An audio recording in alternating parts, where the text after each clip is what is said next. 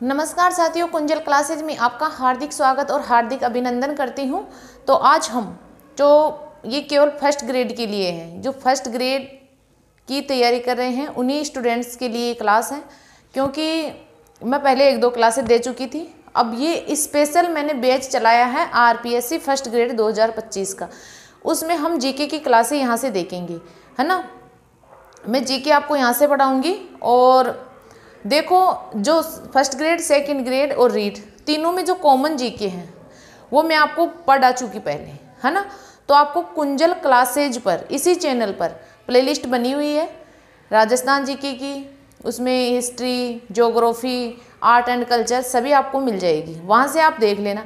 लेकिन जो तीनों को जो टॉपिक कॉमन है उनके अलावा जो टॉपिक है वो मैं यहाँ करवाऊँगी, है ना। तो वही टॉपिक करवाऊँगी जो अलग से हैं, जो कॉमन है वो मैं करवा चुकी, है ना। तो आप वहाँ से देख लेना। अब हम एक क्लास इसकी पहले देख चुके हैं, आज हम दूसरी क्लास दे रहे हैं गुप्तकालीन साहित्य की। ये आरपीएससी फर्स्ट ग्रेड का टॉपिक है और यहाँ से क्वेश्चन ऐसे कैसे छपते हैं, ज़्यादा हार्ड भी नहीं है और हमें इसको अच्छे से तैयार करना है। तो हम बात करते हैं गुप्तकालीन साहित्य। इसमें हम इसकी विशेषताएं देखते हैं कि क्या क्या इसकी विशेषताएं हैं। तो इसमें है, देखो जो पुराण है इनकी रचना भी गुप्त काल में ही हुई थी, उससे पहले पुराणों का अस्तित्व नहीं आया था।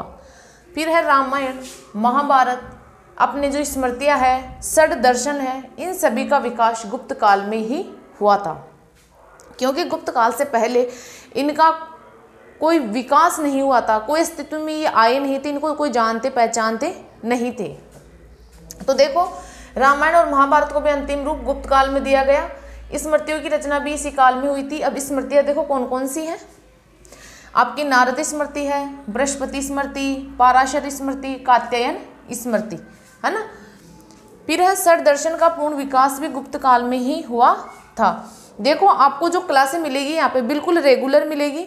अब ये तो आपको फिक्स है, मैं छोड़ूंगी नहीं बीच में। अब जो जैसे मैं आरपीएससी फर्स्ट ग्रेड का जो अलग से बैच करवा रही हूँ तो इसको मैं कंप्लीट करवा के छोड़ूंगी, है ना। और मैंने जो रीट प्री का जो करवाया था उसको भी आपको देखना, वहाँ भी आपको 51-52 क्लासें दी गई है और जो 1-2 क्लासें हो रहा हूँ मैं आपको दे दूँगी।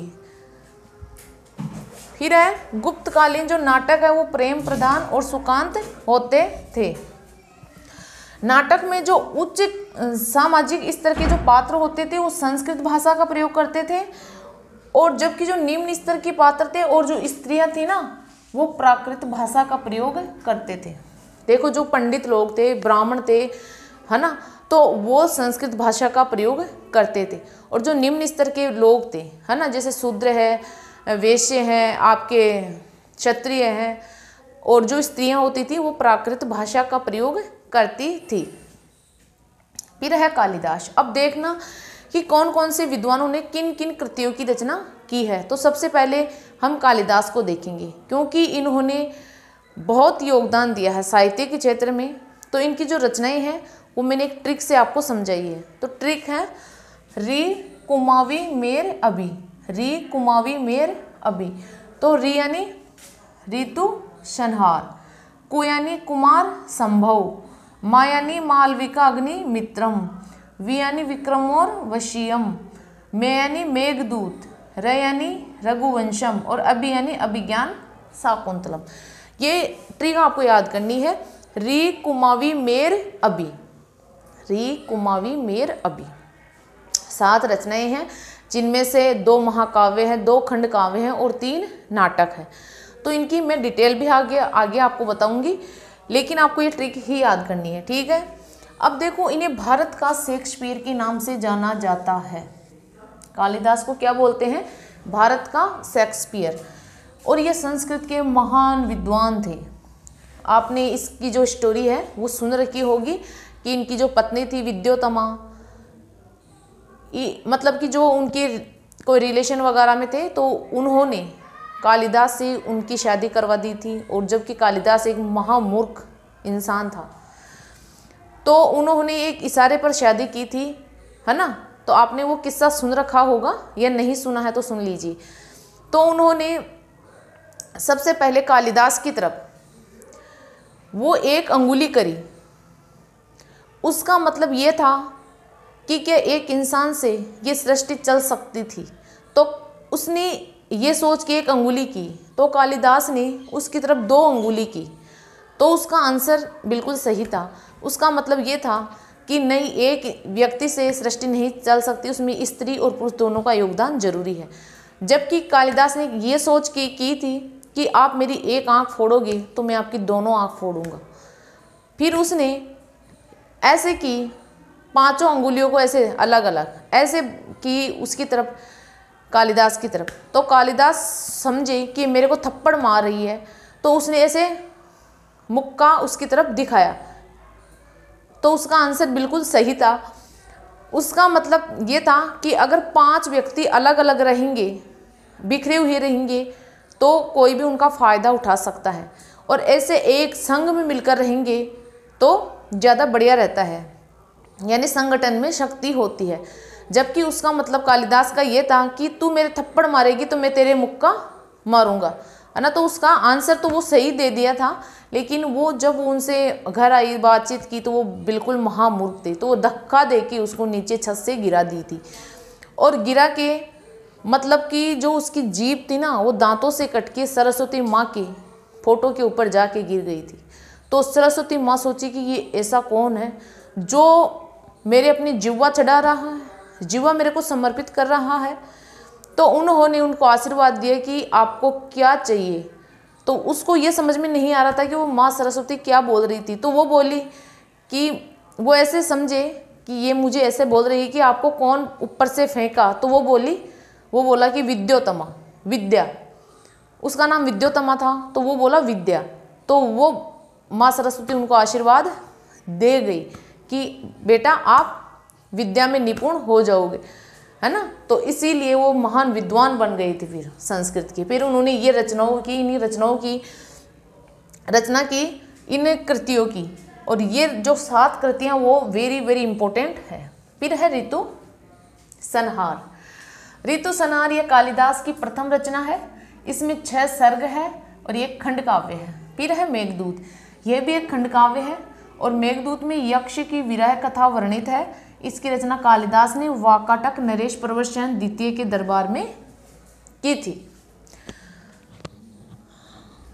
तो ये आपको अच्छे से समझ में आ गया होगा। अब मैं आपको सभी जो विद्वान हैं उनका बताऊंगी, शूद्रक का, आपके वराह मिहिर का, मतलब कि जितने भी विद्वान उन सबकी साहित्य के बारे में आपको अवगत करवाऊंगी।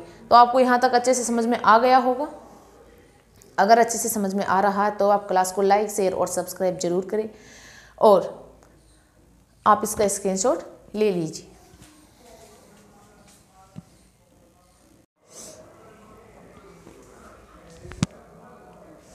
अब आपका जो गुप्तकालीन साहित्य में है, फिर है देखो पब्लिक श्रृंखला में कुमार संभव।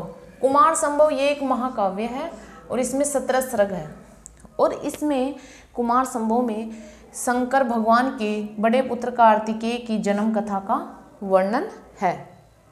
फिर है रघुवंशम, ये भी एक महाकाव्य है और इसमें 19 सर्ग है, और इसमें राजा दिलीप से लेकर अग्निवर्ण तक 40 इक्ष्वाकु वंशी राजाओं का वर्णन है रघुवंशम में, नाम से ही पता चल रहा है।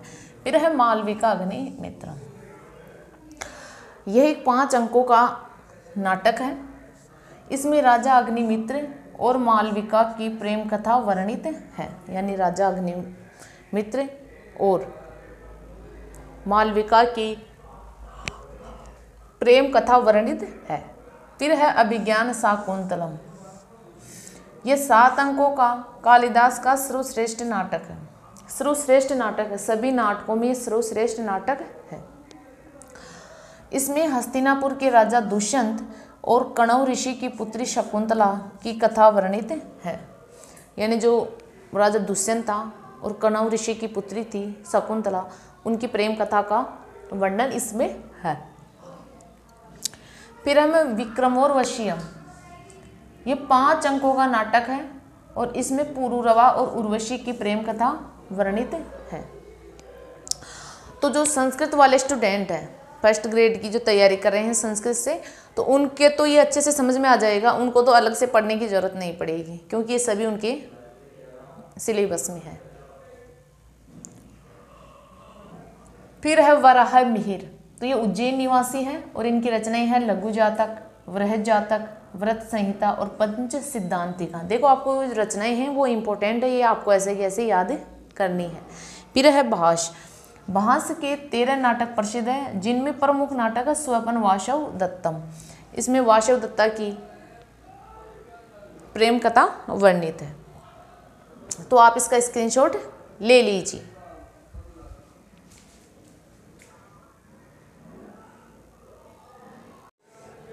फिर है आर्यभट्ट, आर्यभट्ट की जो पुस्तक है उसका नाम है आर्यभट्टियम और ये इसके 4 भाग हमें प्राप्त होते हैं।